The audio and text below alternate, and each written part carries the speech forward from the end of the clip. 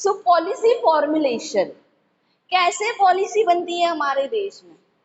देखो, सबसे पहले क्या होता है, अब समझ लो कंपनी से रिलेटेड अगर कोई लॉ बनाना है, अगर कोई पॉलिसी बनाना है, तो हमारे देश में कंपनी से रिलेटेड, कंपनी के अफेयर्स एक्टिविटीज को देखने वाला एक मिनिस्ट्री है। ठीक है, कौन है? Ministry of corporate affairs, MCA, है ना। वैसे ही हमारे देश में हर एक डिपार्टमेंट के लिए अपना अपना एक मिनिस्ट्री होता है। जिस डिपार्टमेंट का कोई, सबसे पहले उस डिपार्टमेंट में ये रूल आना चाहिए, ये पॉलिसी बननी चाहिए, किसके दिमाग में आएगा? उस डिपार्टमेंट के मिनिस्ट्री के। अब कंपनी कॉर्पोरेट्स में कुछ पॉलिसी लानी है कंपनी के लिए, तो ये किसके दिमाग में आएगा? एमसी, क्योंकि वो अल्टीमेटली वो मिनिस्ट्री यानी उस डिपार्टमेंट का बॉस है, उसे पता है इस डिपार्टमेंट के प्रोस और कॉन्स, है ना। तो उस हिसाब से वो सोचेगा कि नहीं ये चेंज होना चाहिए, ऐसी रूल आना चाहिए, ऐसी पॉलिसी बननी चाहिए, है ना। तो सबसे पहले the comes in the mind of ministry, her department का। अब फॉरेन मिनिस्ट्री क्या सोचेगा? फॉरेन डिपार्टमेंट के लिए क्या पॉलिसी आनी चाहिए, क्योंकि वो मैनेज कर रहा है। अब मैं अगर इस कॉलेज को एक क्लास को मैनेज करी, तो मुझे इस क्लास के प्रोस एंड कॉन्स पता है कि क्या होना चाहिए, क्या नहीं होना चाहिए, है ना। तो वैसे ही हर डिपार्टमेंट का मिनिस्ट्री होता है, and he knows the pros and cons of that department, और उसको फिर महसूस होता है कि नहीं ये रूल ऐसा होना चाहिए। पर मिनिस्ट्री के कहने से, सोचने से, बोलने से पॉलिसी बनती नहीं। अब मिनिस्ट्री के दिमाग में आया, अब मिनिस्ट्री जी ने क्या रखा? पार्लियामेंट में प्रपोजल रखा, है ना। मिनिस्ट्री ने पार्लियामेंट, अब पार्लियामेंट में भी कमिटियां होती है, अलग अलग लोग होते हैं, सारे कमिटीज को बुलाया जाता है, बिठाया जाता है, उस पर डिस्कशन होता है। अब सिर्फ एक बंदे से कुछ नहीं होता है, सारे डिपार्टमेंट को लेके और सारे मेंबर्स को लेके डिस्कशन होता है उसके ऊपर। और उसके बाद हमारी दो सभाएं होती है, राज्यसभा एंड लोकसभा। तो फिर राज्यसभा और लोकसभा में इस प्रपोजल को रखा जाता है। कब? मिनिस्ट्री के दिमाग में आया, मिनिस्ट्री ने सारे कमिटीज के लोगों को बुला के उनसे डिस्कशन करके फाइनली सोचा, और उसके बाद राज्यसभा और लोकसभा में रखा, और दोनों सभाओं में वो मुद्दा पास हो गया।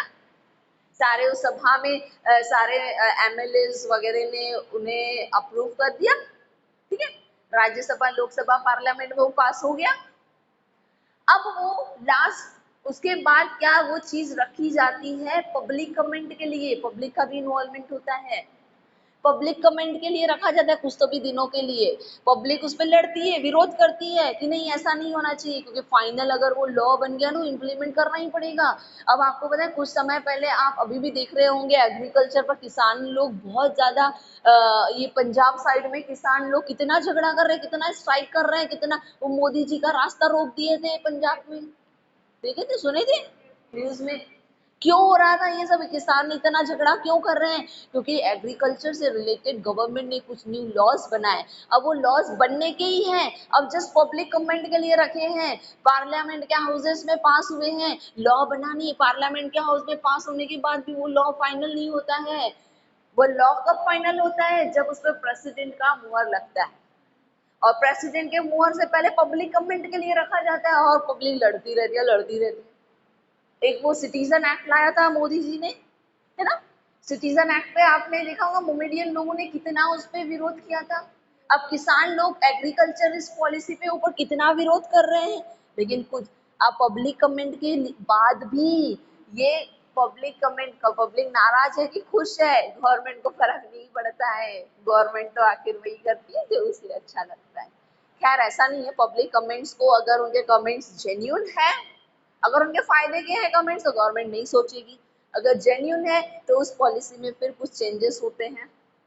ठीक है, और फाइनली ये पब्लिक कमेंट्स के बाद उनमें चेंजेस होते हैं। ऑफ कोर्स किसानों ने इतना शोर मचाया है, तो उसके बाद पॉलिसी में कुछ ना कुछ चेंजेस हुए होंगे। अब कितने चेंजेस हुए तो वो तो लोकसभा और राज्यसभा तय करेगा। ठीक है, अब वो चेंजेस हो गया, फिर वो चीज रखी जाती है प्रेसिडेंट के पास कि प्रेसिडेंट भाई अब इस पे आप मोहर लगा लो। तो प्रेसिडेंट को भी लगता है कि कहीं कुछ चेंज होना चाहिए, तो प्रेसिडेंट भी वो चेंजेस सजेस्ट करता है, और चेंजेस होते हैं। बट एक बार प्रेसिडेंट को लगा इसका और ओके सब सही है, तो प्रेसिडेंट अपना सिग्नेचर स्टैंप का लगा देता है। अब वो पूरे लॉ बन जाता है, अब वो पूरे देश में इम्प्लीमेंट होने के लिए रेडी हो जाता है। समझा? अब उसके बाद कोई चेंज नहीं होगा, हाँ वो चेंज होगा फिर अमेंडमेंट्स के साथ, यानी कि फिर कुछ चेंज करना है, जैसे जीएसटी एक्ट बना, बहुत बार चेंजेस होते हैं, तो फिर से ये पूरी प्रोसेस होती है। एक बार अगर एक पॉलिसी बन गई, इम्प्लीमेंट होने के बाद लगा कि ये पॉलिसी बराबर से नहीं, इसमें और ये चेंजेस होने चाहिए, तो कंसर्न मिनिस्टर फिर से ये पूरी प्रोसेस करते हैं। समझा? समझ में आया? अब मैंने जितना ये प्रोसेस बताया है ना, अब देखो स्क्रीन पे ये पूरा प्रोसेस यहाँ पे राइटिंग में दिया हुआ है। वर्डिंग, मेरे वर्ड सिंपल है, जनरल लैंग्वेज के हैं, आईसीआर थोड़े टिपिकल लैंग्वेज में बताता है, बट मीनिंग इज सेम। आप पढ़ लेंगे घर पे कि मैं बताऊं? चलो बता देती हूँ। It has been seen the government policies are drawn not in the closed chamber. Modi ji अपने चैम्बर में बैठ बैठ के पॉलिसी बनाता नहीं है और हो गया इम्प्लीमेंट करो, ऐसा होता नहीं है।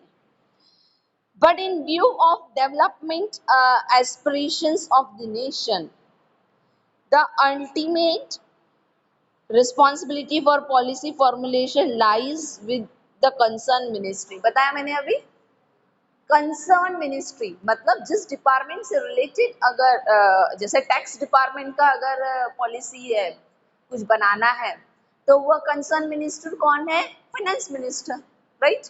कंपनी से रिलेटेड कोई पॉलिसी है तो कंसर्न मिनिस्टर कौन है?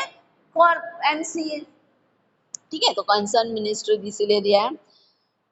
The ministry in turn function through, अभी मैंने बताया था ना, ये मिनिस्ट्री के दिमाग में आ गया और राज्यसभा तक के पहुंच गया, ऐसा नहीं है कि वो कमिटीज बनाता है, कमीशंस एंड इंस्टीट्यूशंस, इनको इन्वॉल्व करता है और उनसे डिस्कशन करता है और उसके बाद फाइनल डिसीजन पे आता है, और उसके बाद ये फाइनल डिसीजन पे आने के बाद वो जाता है taken to a wider consultation and participative process of engagement with stakeholders.